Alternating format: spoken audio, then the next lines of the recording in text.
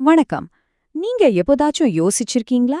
எப்பவும் தியானத்துல மௌனமா இருக்கிற சிவன் திடீர்னு ஏன் பேச ஆரம்பிச்சாரு? இந்த உலகத்துக்கே வழிகாட்டுற ஒரு பெரிய குருவா, ஆதி குருவா அவரு மாறினதுக்கு பின்னாடி ஒரு பெரிய தெய்வீக காரணம் இருக்கு. அது என்னன்னு தான் நாம இன்னைக்கு விரிவா பார்க்க போறோம்.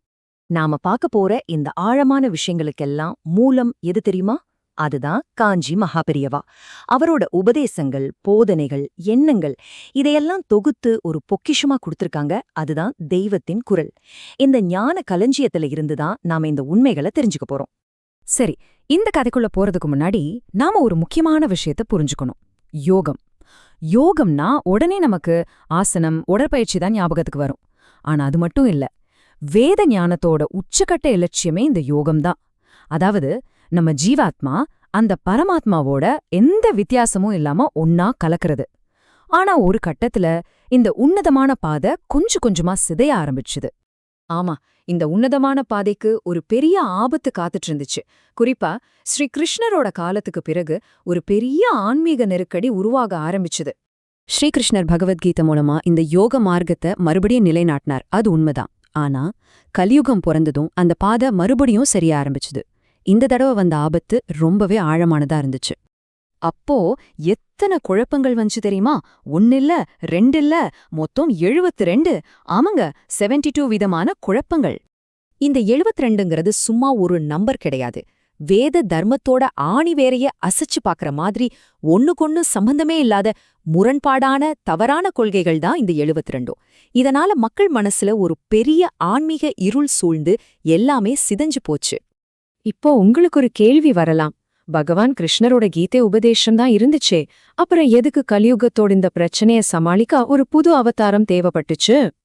இதுல ஒரு சுவாரஸ்யமான விஷயம் என்னன்னா, பரமேஸ்வரன் இதை எப்படி பார்த்தாருங்கிறது தான். அவர் ஒரு விஷயத்த தெளிவா புரிஞ்சுக்கிட்டார். கலியுகத்துல நடக்க போற போர் கத்தி கேடயம் வச்சு சண்டை போடுற போர் இல்ல. இது மக்கள் மனசுக்குள்ள நடக்க போற ஒரு சித்தாந்த போர். அதனால இங்க ஒரு போர் வீரன் தேவைப்படல, ஒரு குருதான் தேவைப்பட்டார். அறிவ ஆயுதமா கொண்ட ஒரு குரு. அந்த தெய்வீக முடிவால தான் சிவபெருமானோட வடிவத்துல ஒரு பெரிய மாற்றம் நடந்துச்சு. மௌனமா இருந்த அந்த மூர்த்தி வாய் திறந்து பேசும் குருவா மாறினார்.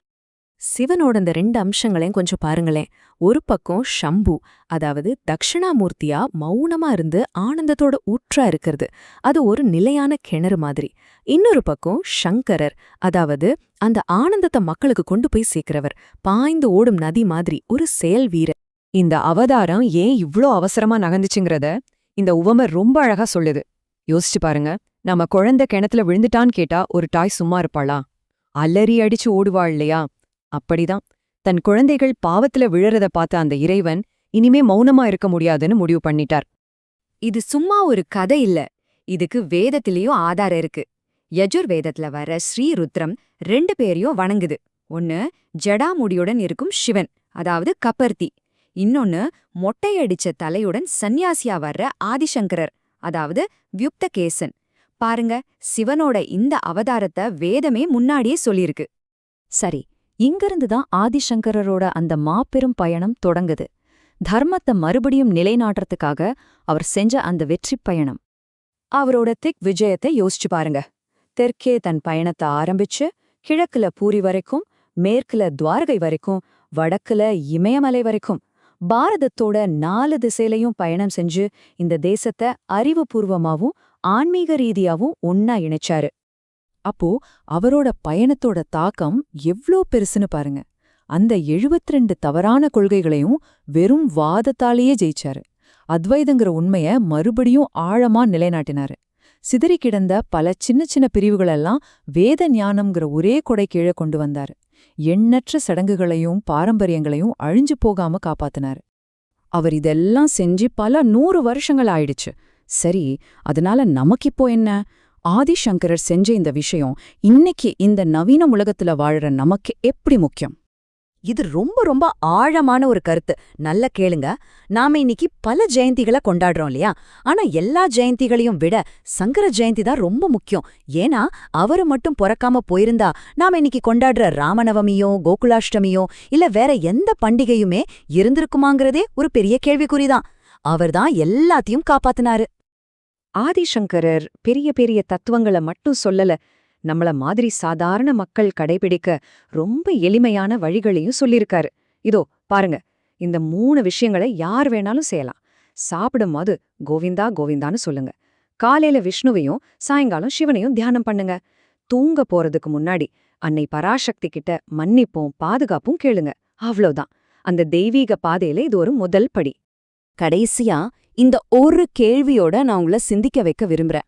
ஒரே ஒரு மனுஷன் தன்னோட ஒரே ஒரு வாழ்க்கையில ஒரு தேசத்தோட ஆன்மீகத்தையே மீட்டெடுக்க முடிஞ்சதுன்னா அந்த தர்மத்தை காப்பாத்த நம்ம வாழ்க்கையில நம்மால என்ன செய்ய முடியும்? யோசிச்சு பாருங்க. இந்த ஞான பயணத்துல எங்களோட இணைஞ்சதுக்கு ரொம்ப நன்றி. நாங்க தான் ஞானகோஷ். இது ஒரு பன்மொழி சேனல். ஆங்கிலம், ஹிந்தி, மராத்தி, தமிழ், மலையாளம், கன்னடம், தெலுங்கு, குஜராத்தின்னு பல மொழிகள்ல ஆன்மீக ஞானத்தை பகிர்ந்துக்கிறோம். இன்னும் நிறைய மொழிகள் வரப்போகுது. சனாதன தர்மத்தோட காலத்தால் அழியாத பொக்கிஷங்களை உங்களுக்கு எளிமையா தெளிவா கொண்டு வந்து சேர்க்கறது தான் எங்களோட நோக்கம். நம்ம சேனல்ல ஸ்ரீமத் பாகவதம், பகவத்கீதை, மகாபாரதம், லலிதா சஹஸ்ரநாமம், தெய்வத்தன் குரல், சௌந்தர்ய லஹரின்னு நிறைய பொக்கிஷங்கள பத்தி தினமும் வீடியோக்கள் வரும். அது மட்டும் இல்லாம மகாராஷ்டிரா, வங்காளத்தோட மகான்களோட கதைகள், ஆதிசங்கரோட அவதார கதைன்னு எல்லாமே பல மொழிகள்ல கிடைக்கும். எங்களோட இந்த முயற்சி உங்களுக்கு பிடிச்சிருந்தா மறக்காம ஞானகோஷ் சேனலுக்கு சப்ஸ்கிரைப் பண்ணுங்க. அப்பதான் எங்களோட தினசரி வீடியோக்கள் உங்களை வந்து சேரும். இந்த தெய்வீக ஞானத்தை லைக் பண்ணி உங்க குடும்பம், நண்பர்கள்னு எல்லோருக்கிட்டையும் பகிர்ந்துக்கோங்க. வாங்க, நாம எல்லாரும் சேர்ந்து சனாதன தர்மம்ங்கிற இந்த ஒளிய பிரகாசமா எரிய வைப்போம். நன்றி.